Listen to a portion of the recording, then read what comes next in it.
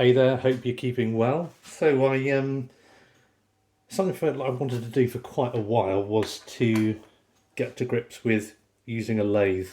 Um, I've had one at work some years ago. My grandfather and dad, whatever, they used one. I don't think they were expert turners, though my granddad did turn out some quite nice items, and dad did too. It was they weren't doing it day in day out. I think it was something more for a bit of recreation, but what intimidated me with a lathe was I'm used to working with, say, fixed machines. You've got a bandsaw, you've got a fence, you can just steadily feed that through, a circular saw, spindle molder. Some people can always call the spindle molder a shaper. They can have some big tooling in, but it's very fixed, it's consistent. The thought of having a piece of wood, you know, 2.5 inches square flying around and poking a chisel in, that gave me the EBGBs. I really didn't quite know where to start with it. So I wanted to do something where someone could just show me, you know, here's the tools, here's some basics on how to get going, just so you could get that feel and think, that's what that feels like, that's what that looks like, you know. And for me, a lot of people will say things like machines are really safe and it's really easy to use them. I used to say completely the reverse. I think hand tools are safe and easy to use. I think machines can be dangerous and take a while to use safely. So, with the lathe, that's what I wanted to do. I wanted to go and see somebody. So I did a bit of research online and found somebody pretty close. Individual was called Sarah Adams. I'll put a link in the description, and she does courses. Pretty much do whatever you want to do. And for me, it was like, I just want to spend a day, show me how not to kill myself and how to use things sensibly. So that's what we did. Um, for me, it was money well spent. It was one-on-one training, which was really good. I don't particularly like having to function in big groups. Everybody's different, but that works well for me. And yeah, it was great. I got to use a variety of tools and get a feel for them. Again, nothing you see here is made to a set design. It was just a case of, have a go at making some beads, have a go with the gouges and just create different shapes. Yeah, and I really, really enjoyed it.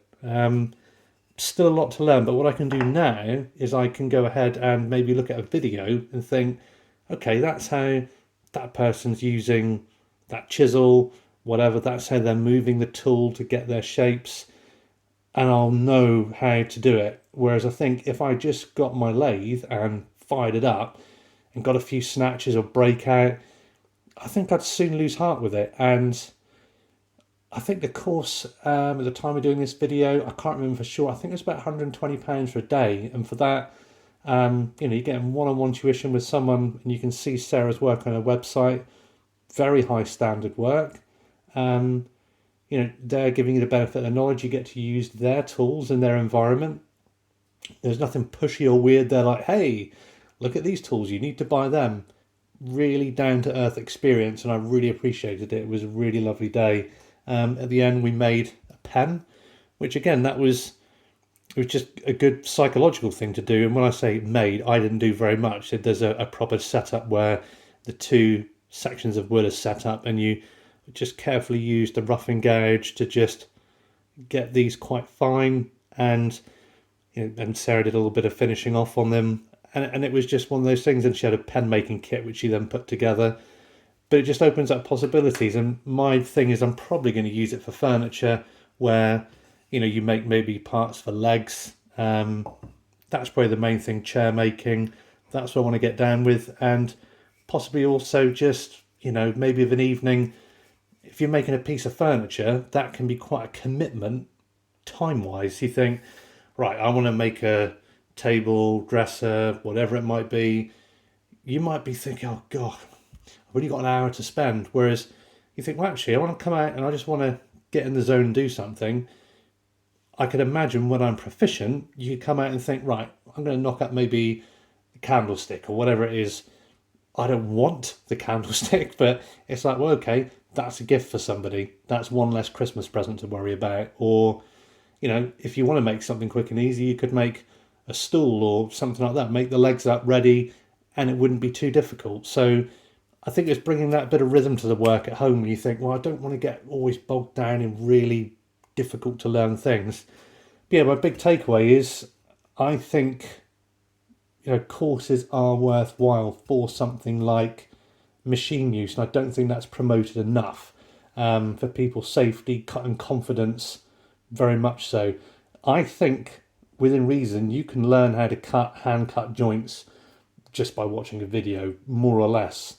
Your basic 90-degree joints, dovetails, mortise and tenons, whatever, just by repetition and practice. Because if you're using a handsaw, you're chopping with a chisel, you're not going to get too far away from it. And if you've practiced to a point where you think, oh, I can't fix this process, you could take a course, go and see someone, and they could probably iron it out.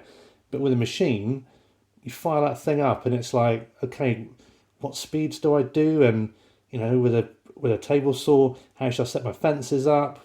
What should I do with this? Should I be using riving knives, crown guards, extraction, whatever? I think that's some of the most important stuff you could do. So yeah, if you think about using a lathe, I would definitely do some research, find someone in your local area. Again, for me, I think it's a modest outlay, 100 and something pounds. I paid the same for my lathe. Mine's stowed away under my bench.